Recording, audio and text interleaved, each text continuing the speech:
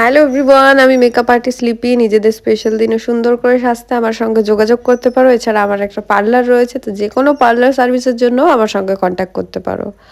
গত 2 বছর ধরে আমাদের বাড়িতে দুটো বেড়াল থাকে। তার মধ্যে বড় বেড়ালটার কয়েকদিন ধরে শরীর খারাপ, আমি খেয়াল করছিলাম। তো সেদিন ওকে ডাক্তারের কাছে নিয়ে গেছিলাম। ডাক্তার ওর দেখাশোনার পরে সেলাইন চালালো, অনেক কিছু ওষুধ টষুধ দিল, কিন্তু শেষ পর্যন্ত ওকে বাঁচাতে পারিনি, বাঁচানো যায়নি।